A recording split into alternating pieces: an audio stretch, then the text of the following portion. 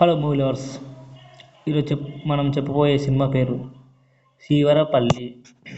So ఇది గ్రామీణ నేపథ్యంలో సాగే ఈ సినిమా డార్క్ సిరీస్. సో ఒక ఎమోషన్తో నిండి ఉంది. ఈ సిరీస్ ఎంతవరకు ప్రేక్షకులను మెప్పించింది, దీని సక్సెస్ రహస్యం ఏంటో తెలుసుకుందాం. శీవరపల్లి కథ ఒక గ్రామం చుట్టూ తిరుగుతుంటుంది. ఆ గ్రామంలో రాజకీయాలు, కుటుంబ బంధాలు, ప్రతీకార భావాలను ఆధారంగా తీసుకొని సాగే సిరీస్ ఇది. ప్రధాన పాత్రల మధ్య సంబంధాలు, రాజకీయ కోణాలు, ఎమోషనల్ డ్రామా ఈ సిరీస్ను డిఫరెంట్గా నిలబెడతాయి.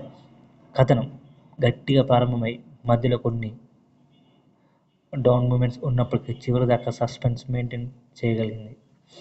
సో ప్రధాన నటులు, వారి యాక్టింగ్ గ్రామీణ వాతావరణాన్ని చాలా బాగా చూపించింది. ముఖ్యంగా ప్రధాన పాత్రలో నటుడు తన భావోద్వేగాలను అద్భుతంగా ప్రదర్శించాడు. సపోర్టింగ్ క్యారెక్టర్స్ ప్రతి క్యారెక్టర్లో ఈ కథలో కీలకంగా ఉంటుంది. ముఖ్యంగా గ్రామ జీవితాన్ని ప్రతిబింబించే పాత్రలు ప్రేక్షకులను కనెక్ట్ చేస్తాయి. So series highlights. గ్రామీణ వాతావరణం సిరీస్ను చూడగానే మనకు ఆ గ్రామంలోని ఉన్న అనే ఫీలింగ్ కలుగుతుంది. నేటివిటీ దగ్గర డైలాగ్స్ ఆకట్టుకుంటాయి. సిరీస్లోని కొన్ని విజువల్స్ రస్టిక్ లుక్ను మరింత బలపరుస్తాయి.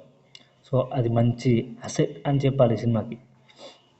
సో బలమైన ఎమోషనల్ డ్రామా, నటినట్ల యాక్టింగ్ నెక్స్ట్ లెవెల్లో ఉంది. విజువల్ ద్వారా గ్రామీణ జీవాన్ని అందించిన తీరు -. కథలోని మధ్యలో కొన్ని భాగాలు నెమ్మదిగా సాగినట్లు అనిపిస్తుంది.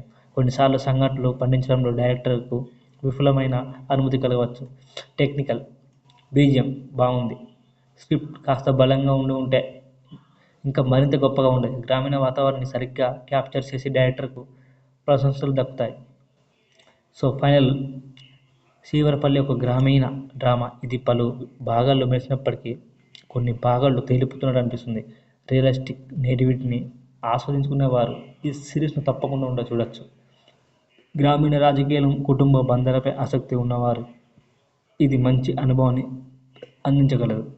సో మీ అభిప్రాయాలు కామెంట్లో తెలియజేయండి. మరిన్ని రివ్యూల కోసం మా ఛానల్ సబ్స్క్రైబ్ చేయండి మర్చిపోవద్దు.